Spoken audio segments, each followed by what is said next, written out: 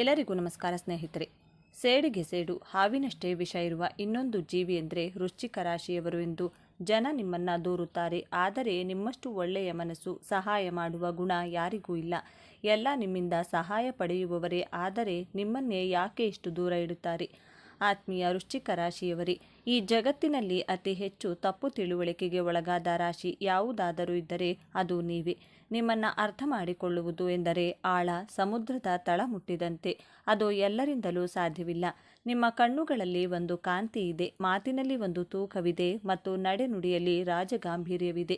ಆದರೆ ವೃಶ್ಚಿಕ ರಾಶಿಯವರೇ, ಹುಟ್ಟಿನಿಂದ ಹೋರಾಟವನ್ನೇ ಬದುಕಾಗಿಸಿಕೊಂಡಿರುವ ನಿಮಗೆ ನೆಮ್ಮದಿ ಎಂಬುದು ಮರೀಚಿಕೆಯಾಗಿದೆ. ಇದು ಯಾಕೆ ಎನ್ನುವುದು ನಿಮ್ಮ ಪ್ರಶ್ನೆ ಅಲ್ವಾ? ನಿಮ್ಮ ರಾಶಿಯ ಅಧಿಪತಿ ಕುಜ ಅಂದರೆ ಬೆಂಕಿಯಂತಹ ಶಕ್ತಿ. ಆದರೆ ನೀವು ಜಲತತ್ವದವರು. ಬೆಂಕಿ ಮತ್ತು ನೀರು ಸೇರಿದರೆ ಏನಾಗುತ್ತದೆ? ಅಲ್ಲಿ ಕುದಿಯುವ ಭಾವನೆಗಳಿರುತ್ತವೆ.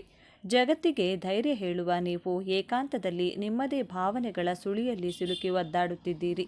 ನೀವು ಮೇಲ್ನೋಟಕ್ಕೆ ಶಾಂತವಾಗಿ ಕಾಣುವ ಸರೋವರದಂತೆ, ಆದರೆ ಆ ಸರೋವರದ ಆಳದಲ್ಲಿ ಸುತ್ತವಾಗಿರುವ ಜ್ವಾಲಾಮುಖಿ ಯಾರಿಗೂ ಕಾಣುವುದಿಲ್ಲ. ನಗುವ ಮುಖವಾಡ ಧರಿಸಿ ಎದೆಯೊಳಗೆ ನೋವಿನ ವಿಷಯವನ್ನ ಬಚ್ಚಿಟ್ಟುಕೊಂಡಿರುವ ನೀಲಕಂಠರು. ನೀವು ಇಂದು ಈ ವಿಡಿಯೋದಲ್ಲಿ ನಿಮ್ಮ ಬದುಕನ್ನು ಕತ್ತಲೆಗೆ ತಳ್ಳುತ್ತಿರುವ, ನಿಮ್ಮ ಏಳಿಗೆಯನ್ನು ತಡೆಯುತ್ತಿರುವ ಆ ಕಟು ಸತ್ಯವನ್ನು ನಾನು ಹೇಳಲಿದ್ದೇನೆ. ಇದು ಕೇವಲ ಭವಿಷ್ಯವಲ್ಲ, ಇದು ನಿಮ್ಮ ಅಂತರಾತ್ಮದ ಕನ್ನಡಿ. ದಯವಿಟ್ಟು ಈ ವಿಡಿಯೋವನ್ನು ಸ್ಕಿಪ್ ಮಾಡದೆ ಕೊನೆವರೆಗೂ ನೋಡಿ, ಏಕೆಂದರೆ ಇವತ್ತಿನ ಈ ಮಾಹಿತಿ ನಿಮ್ಮ ಬದುಕಿನ ದಿಕ್ಕನ್ನೇ ಬದಲಿಸಬಹುದು. ಅದಕ್ಕೂ ಮುಂಚೆ ನೀವಿನ್ನು ಚಾನಲ್ಗೆ ಸಬ್ಸ್ಕ್ರೈಬ್ ಆಗಿಲ್ಲ ಅಂದರೆ ಸಬ್ಸ್ಕ್ರೈಬ್ ಆಗಿ, ಹಾಗೆ ವಿಡಿಯೋಗೆ ಲೈಕ್ ಮಾಡಿ, ವಿಡಿಯೋ ಸ್ಕಿಪ್ ಮಾಡದೆ ಕೊನೆ ತನಕ ನೋಡಿ. ಎಲ್ಲರೂ ಭಕ್ತಿಯಿಂದ ಓಂ ಶ್ರೀ ಮಹಾಲಕ್ಷ್ಮಿ ನಮಃ ಅಂತ ಕಮೆಂಟ್ ಮಾಡಿ. ನಿಮ್ಮ ಸೋಲಿಗೆ ಕಾರಣವನ್ನು ಹುಡುಕುವ ಮೊದಲು ದೇವರು ನಿಮಗೆ ಕೊಟ್ಟಿರುವ ಅದ್ಭುತ ವರಗಳ ಬಗ್ಗೆ ನಿಮಗೆ ತಿಳಿಯಲೇಬೇಕು. ವೃಶ್ಚಿಕ ರಾಶಿಯವರೇ, ಮೊದಲನೆಯದಾಗಿ ನಿಮ್ಮ ಅರ್ಥಗರ್ಭಿತ ಶಕ್ತಿ. ಎದುರಿನ ವ್ಯಕ್ತಿ ಬಾಯಿ ಬಿಟ್ಟು ಹೇಳುವ ಮುನ್ನವೇ ಅವರ ಮನಸ್ಸಲ್ಲಿ ಏನಿದೆ ಎಂದು ಗ್ರಹಿಸುವ ಶಕ್ತಿ ನಿಮಗಿದೆ. ನಿಮ್ಮ ಕಣ್ಣುಗಳನ್ನು ತಪ್ಪಿಸಿ ಯಾರೂ ಸುಳ್ಳು ಹೇಳಲಾರರು. ಎರಡನೆಯದಾಗಿ ನಿಮ್ಮ ನಿಷ್ಠೆ.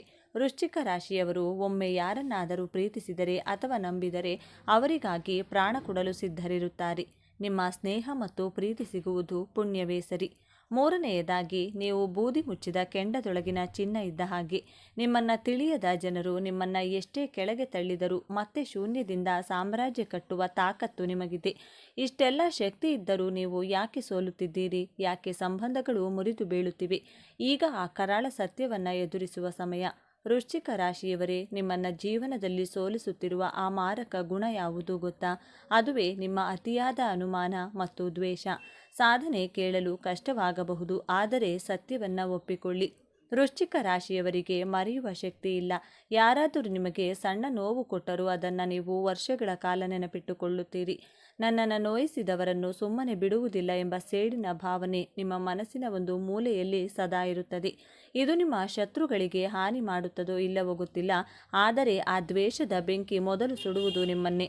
ನೀವು ಹಳೆಯ ಗಾಯಗಳನ್ನು ಕೆರೆದು ಹಸಿಯಾಗಿಯೇ ಇಟ್ಟುಕೊಳ್ಳುತ್ತೀರಿ. ಗತಕಾಲದ ಕಹಿ ಘಟನೆಗಳನ್ನು ಮತ್ತೆ ಮತ್ತೆ ನೆನಪಿಸಿಕೊಳ್ಳುತ್ತಾ ವರ್ತಮಾನದ ಖುಷಿಯನ್ನು ನೀವೇ ಹಾಳು ಮಾಡುತ್ತಿದ್ದೀರಿ.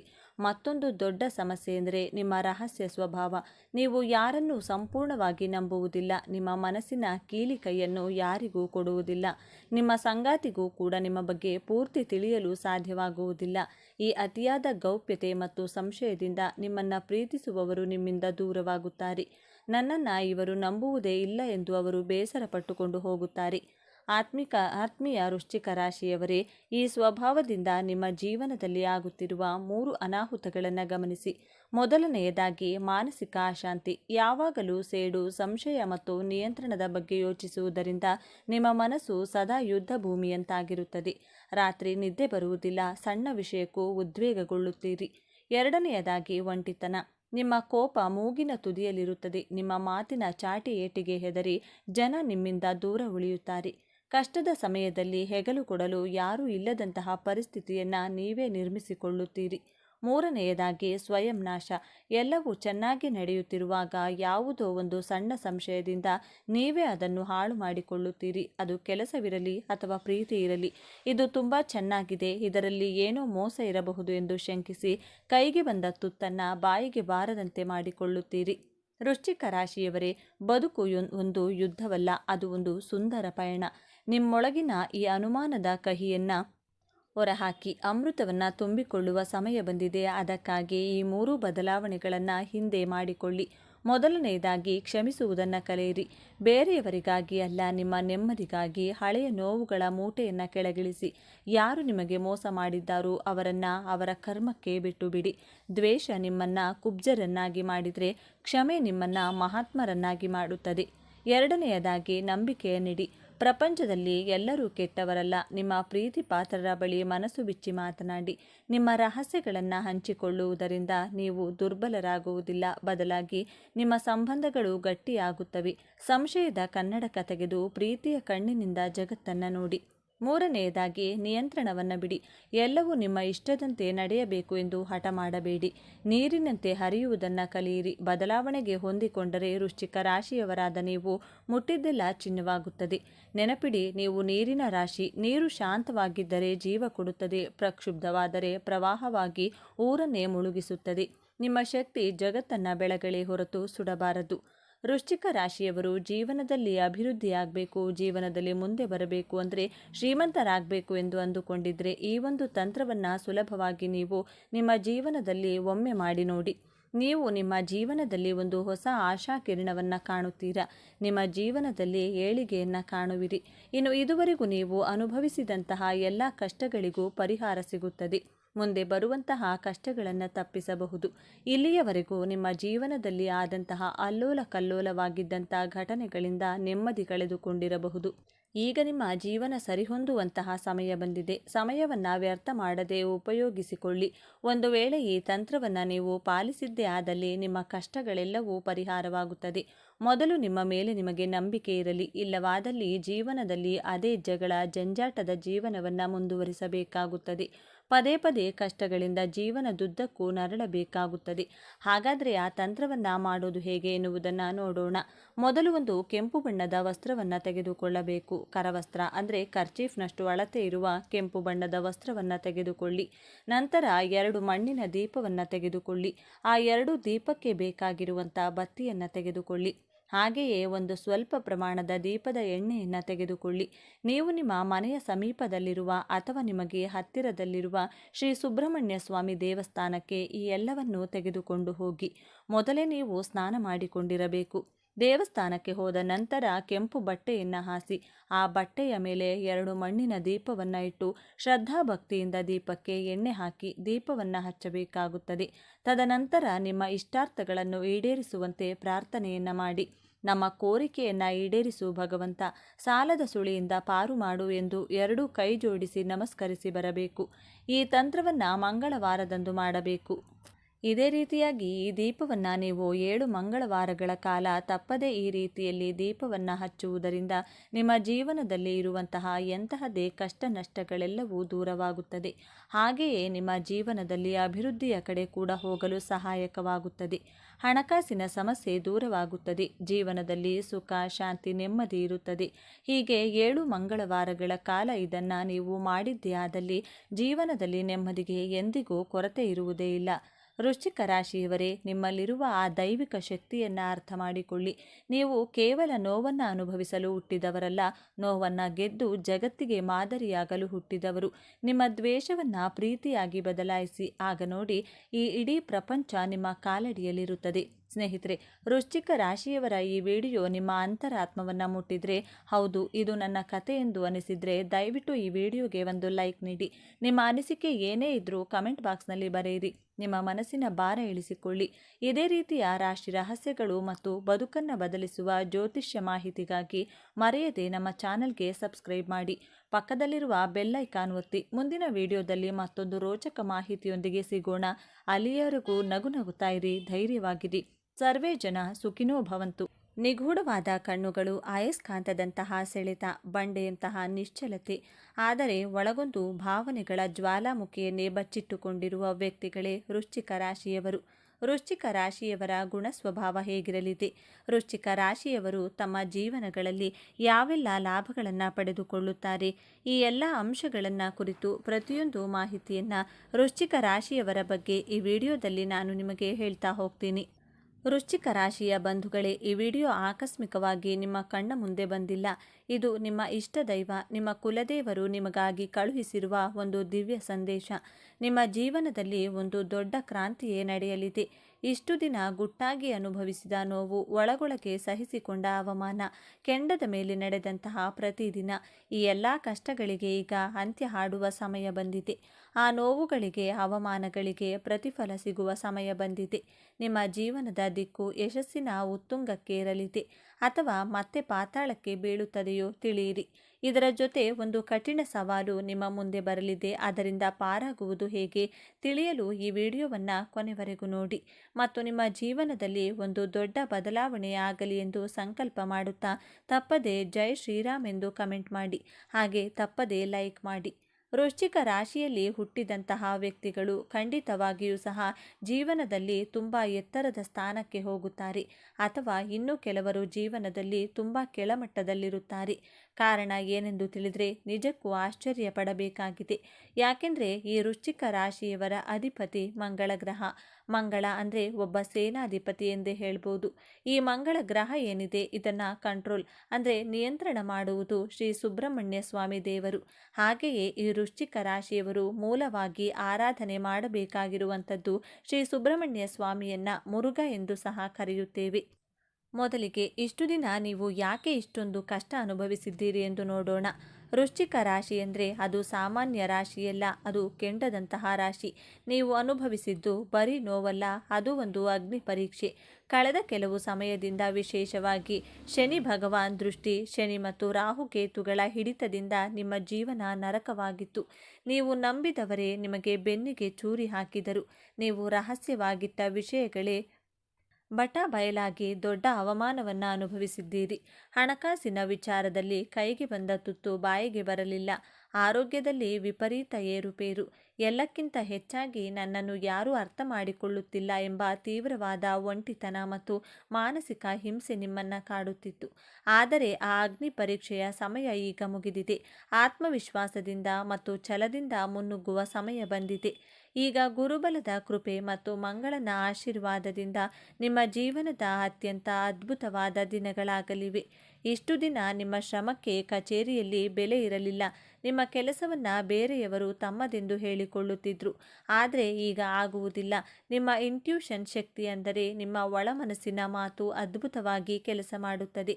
ನಿಮ್ಮ ಮೇಲಾಧಿಕಾರಿಗಳೇ ನಿಮ್ಮ ಮಾತುಗಳನ್ನು ಕೇಳುವ ಪರಿಸ್ಥಿತಿ ಬರುತ್ತದೆ. ನಿರೀಕ್ಷೆ ಮಾಡದ ಪ್ರಮೋಷನ್ ಅಥವಾ ದೊಡ್ಡ ಜವಾಬ್ದಾರಿ ನಿಮ್ಮನ್ನು ಹುಡುಕಿಕೊಂಡು ಬರಲಿದೆ. ಯಾರು ಉದ್ಯೋಗ ಬದಲಾವಣೆಗಾಗಿ ಕಾಯುತ್ತಿದ್ದೀರೋ ನಿಮಗೆ ನಿರೀಕ್ಷೆ ಮಾಡದಿದ್ದ ಕಡೆಯಿಂದ ದೊಡ್ಡ ಸಂಬಳದ ಆಫರ್ ಲೆಟರ್ ನಿಮ್ಮ ಕೈ ಸೇರಲಿದೆ. ವೃಶ್ಚಿಕ ರಾಶಿಯವರಿಗೆ ಶತ್ರುಗಳು ಹೊಸದೇನಲ್ಲ, ಆದರೆ ಇಷ್ಟು ದಿನ ಅವರು ಗುಪ್ತ ಶತ್ರುಗಳಾಗಿದ್ದರು. ನಿಮ್ಮ ಜೊತೆಯಲ್ಲೇ ಇದ್ದು ನಿಮಗೆ ಗುಂಡಿ ತೋಡುತ್ತಿದ್ದರು. ಇದೀಗ ಆ ಎಲ್ಲ ಮುಖವಾಡಗಳು ಕಳಚಿ ಬೀಳುತ್ತವೆ. ಯಾರು ನಿಮ್ಮವರು ಯಾರು ನಿಮ್ಮವರಲ್ಲ ಎಂದು ಸೂರ್ಯನ ಬೆಳಕಿನಂತೆ ಸ್ಪಷ್ಟವಾಗುತ್ತದೆ. ವಿಶೇಷ ಎಂದರೆ ನೀವು ಅವರೊಂದಿಗೆ ಜಗಳವಾಡುವ ಅವಶ್ಯಕತೆ ಇರುವುದಿಲ್ಲ. ನಿಮ್ಮ ಮೌನವೇ ನಿಮ್ಮ ದೊಡ್ಡ ಅಸ್ತ್ರವಾಗಲಿದೆ. ಅವರು ತೋಡಿದ ಗುಂಡಿಯಲ್ಲಿ ಅವರೇ ಬೀಳುತ್ತಾರೆ ಎಂಬುದು ಅಕ್ಷರಶಃ ನಿಜವಾಗುವುದನ್ನು ನೀವು ಕಣ್ಣಾರೆ ಕಾಣುವಿರಿ. ವೃಶ್ಚಿಕ ರಾಶಿಯವರ ಪ್ರೀತಿ ಮತ್ತು ಕೋಪ ಎರಡೂ ತುಂಬ ತೀವ್ರವಾಗಿರುತ್ತದೆ. ಇದರಿಂದಾಗಿ ದಾಂಪತ್ಯದಲ್ಲಿ ಸಣ್ಣ ಸಣ್ಣ ಅನುಮಾನಗಳು, ಪೊಸೆಸಿವ್ನೆಸ್ ಸಂಬಂಧಗಳನ್ನು ಹಾಳು ಮಾಡಿತ್ತು. ಇಬ್ಬರ ನಡುವೆ ಮೂರನೇ ವ್ಯಕ್ತಿಯ ಪ್ರವೇಶದಿಂದ ಮನಸ್ತಾಪ ಉಂಟಾಗಿತ್ತು. ಆದರೆ ಈಗ ಉತ್ತಮ ದಿನಗಳಲ್ಲಿ ಆ ಎಲ್ಲ ತಪ್ಪು ತಿಳುವಳಿಕೆಗಳು ದೂರವಾಗಲಿದೆ. ಆ ಮೂರನೇ ವ್ಯಕ್ತಿ ತಾನಾಗಿಯೇ ನಿಮ್ಮ ದಾಂಪತ್ಯದಿಂದ ದೂರ ಸರಿಯುತ್ತಾನೆ. ನಿಮ್ಮ ಸಂಗಾತಿಗೆ ನಿಮ್ಮ ನಿಜವಾದ ಪ್ರೀತಿಯ ಆಳ ಅರ್ಥವಾಗುತ್ತದೆ. ಸಂಬಂಧದಲ್ಲಿ ಕಳೆದು ಹೋದ ವಿಶ್ವಾಸ ಮತ್ತು ಪ್ರೀತಿ ಮರಳಿ ಸ್ಥಾಪನೆಯಾಗುತ್ತದೆ. ಅವಿವಾಹಿತರಿಗೆ ನಿಮ್ಮಷ್ಟೇ ತೀವ್ರವಾಗಿ ಪ್ರೀತಿಸುವ ನಿಮಗೆ ತಕ್ಕ ಜೋಡಿ ಸಿಗುವ ಸಮಯವಿದು. ವಿವಾಹದ ವಿಚಾರದಲ್ಲಿ ತುಂಬ ಮುನ್ನೆಚ್ಚರಿಕೆ ವಹಿಸಿ. ಅವರ ಇತಿಹಾಸವನ್ನು ತಿಳಿದೇ ಮದುವೆಯ ನಿರ್ಧಾರಗಳನ್ನು ತೆಗೆದುಕೊಳ್ಳಬೇಡಿ. ನಿಮ್ಮ ಮಕ್ಕಳ ಭವಿಷ್ಯದ ಚಿಂತೆ, ಅವರ ಹಠಮಾರಿತನದ ಓದಿನಲ್ಲಿ ಗಮನ ಇಲ್ಲದಿರುವುದು ನಿಮ್ಮ ನಿದ್ದೆಯನ್ನು ಕೆಡಿಸಿತ್ತು. ಈಗ ನಿಮ್ಮ ಮಕ್ಕಳಲ್ಲಿ ಒಂದು ದೊಡ್ಡ ಸಕಾರಾತ್ಮಕ ಬದಲಾವಣೆಯನ್ನು ಕಾಣುತ್ತೀರಿ. ಅವರೇ ಜವಾಬ್ದಾರಿಯಿಂದ ವರ್ತಿಸಲು ಪ್ರಾರಂಭಿಸುತ್ತಾರೆ. ವಿದ್ಯಾಭ್ಯಾಸದಲ್ಲಿ ಗಮನ ಕೊಡುತ್ತಾರೆ. ಇನ್ನು ಸಂತಾನ ಭಾಗ್ಯಕ್ಕಾಗಿ ದೇವರಿಗೆ ಹರಕೆ ಹೊತ್ತು ವೈದ್ಯರ ಬಳಿ ಅಲೆದು ಸೋತು ಹೋಗಿದ್ದ ದಂಪತಿಗಳೇ, ನಿಮ್ಮ ಕಣ್ಣೀರು ನಿಲ್ಲುವ ಸಮಯ ಬಂದಿದೆ. ನಿಮ್ಮ ಪ್ರಾರ್ಥನೆ ದೇವರಿಗೆ ತಲುಪಿದೆ. ನಿಮಗೆ ಶುಭ ಸುದ್ದಿಯನ್ನು ಕೇಳುವ ಯೋಗ ಅತ್ಯಂತ ಬಲವಾಗಿದೆ. ಕೋರ್ಟು ಕಚೇರಿ, ಪೊಲೀಸ್ ಸ್ಟೇಷನ್ ಈ ವಿಚಾರಗಳಿಂದ ನೀವು ಬಹಳ ನೊಂದು ಹೋಗಿದ್ದೀರಿ. ಆಸ್ತಿ ವಿವಾದ, ಸುಳ್ಳು ಆರೋಪ ಅಥವಾ ವಿಚ್ಛೇದನದ ಕೇಸು ನಿಮ್ಮನ್ನು ಮಾನಸಿಕವಾಗಿ ಕುಗ್ಗಿಸಿತ್ತು. ಈಗ ಗ್ರಹಗಳ ಶುಭ ಸಂಯೋಗದಿಂದ ದೈವವೇ ನಿಮ್ಮ ಪರವಾಗಿ ನಿಲ್ಲುತ್ತದೆ. ನಿಮಗೆ ಗೊತ್ತಿಲ್ಲದ ಹಾಗೆ ಸಾಕ್ಷಿಗಳು ನಿಮ್ಮ ಪರವಾಗಿ ಸಿಗುತ್ತವೆ ಅಥವಾ ನಿಮ್ಮ ವಿರೋಧಿಗಳೇ ಕಾಂಪ್ರಮೈಸ್ಗೆ ಬರುತ್ತಾರೆ. ಕಾನೂನಿನ ಹೋರಾಟದಲ್ಲಿ ಅಂತಿಮ ಜಯ ನಿಮ್ಮದೇ ಆಗಲಿದೆ. ಆದರೆ ಈಗ ಗ್ರಹಗಳ ಸ್ಥಿತಿ ಬದಲಾಗಿದೆ. ಯಾರು ನಿಮಗೆ ಹಣ ವಾಪಸ್ ಕೊಡಬೇಕಾಗಿತ್ತೋ ಅವರಿಗೆ ಹಣ ಕೊಡಲೇಬೇಕಾದ ಪರಿಸ್ಥಿತಿ ನಿರ್ಮಾಣವಾಗುತ್ತದೆ. ಅವರೇ ನಿಮಗೆ ಫೋನ್ ಮಾಡಿ ಕ್ಷಮಿಸಿ, ನಿಮ್ಮ ಹಣವನ್ನು ಈ ದಿನ ವಾಪಸ್ ಕೊಡುತ್ತೇನೆ ಎನ್ನುವ ಕಾಲ ಬಂದಿದೆ. ಮುಳುಗಿ ಹೋದ ಹಣ ವಾಪಸ್ ಬರುವುದು ಖಚಿತ. ಹೌದು, ವೃಶ್ಚಿಕ ರಾಶಿಯವರಿಗೆ ಈಗ ಅನಿರೀಕ್ಷಿತ ಮೂಲಗಳಿಂದ ಧನಾಗಮನವಾಗಲಿದೆ. ನಿಮ್ಮ ಅಧಿಪತಿ ಮಂಗಳ ಭೂಮಿಕಾರಕ. ಹಾಗಾಗಿ ಪಿತ್ರಾರ್ಜಿತ ಆಸ್ತಿಯಿಂದ, ಭೂಮಿ ಮಾರಾಟದಿಂದ ಅಥವಾ ನೀವು ಎಂದೋ ಮರೆತು ಬಿಟ್ಟಿದ್ದ ಹಳೆಯ ಹೂಡಿಕೆಯಿಂದ ದೊಡ್ಡ ಮೊತ್ತದ ಹಣ ನಿಮ್ಮ ಕೈ ಸೇರಲಿದೆ. ನಿಮ್ಮ ಇಂಟ್ಯೂಷನ್ ಮೇಲೆ ನಂಬಿಕೆ ಇಟ್ಟು ಮಾಡಿದ ಸಣ್ಣ ಹೂಡಿಕೆ ಕೂಡ ಜಾಕ್ಪಾಟ್ ಹೊಡೆಯುವ ಸಾಧ್ಯತೆ ಇದೆ. ವ್ಯಾಪಾರದಲ್ಲಿ ನಿಂತ ನೀರಾಗಿದ್ದ ಪರಿಸ್ಥಿತಿ ಈಗ ಬದಲಾಗಲಿದೆ. ನಿಮ್ಮ ಟ್ರಾನ್ಸ್ಫರ್ಮೇಷನ್ ಸಮಯ. ನಿಮ್ಮ ವ್ಯಾಪಾರದ ಸ್ವರೂಪವನ್ನೇ ಬದಲಾಯಿಸುವಿರಿ. ಹೊಸ ಗ್ರಾಹಕರು, ದೊಡ್ಡ ಒಪ್ಪಂದಗಳು ಮತ್ತು ವ್ಯಾಪಾರ ವಿಸ್ತರಣೆಗೆ ಅತ್ಯುತ್ತಮ ಅವಕಾಶಗಳು ನಿಮ್ಮನ್ನು ಅರಸಿ ಬರಲಿವೆ. ಲಾಭದ ಪ್ರಮಾಣವು ನಿಮ್ಮ ನಿರೀಕ್ಷೆಯನ್ನು ಮೀರಿ ಹರಿದು ಬರಲಿದೆ. ಆದರೆ ಇಷ್ಟೆಲ್ಲ ಒಳ್ಳೆಯದು ನಡೆಯುವಾಗ ಒಂದು ಕಠಿಣ ಪರೀಕ್ಷೆ ಕೂಡ ನಿಮ್ಮ ಮುಂದೆ ಬರಲಿದೆ. ಇದನ್ನು ನೀವು ದಾಟಲೇಬೇಕು.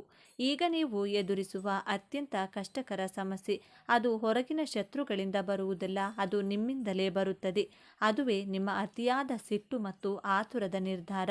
ವೃಶ್ಚಿಕ ರಾಶಿಯವರಿಗೆ ಸಿಟ್ಟು ಬಂದರೆ ಅದು ಜ್ವಾಲಾಮುಖಿಯಂತೆ ಸ್ಫೋಟಿಸುತ್ತದೆ.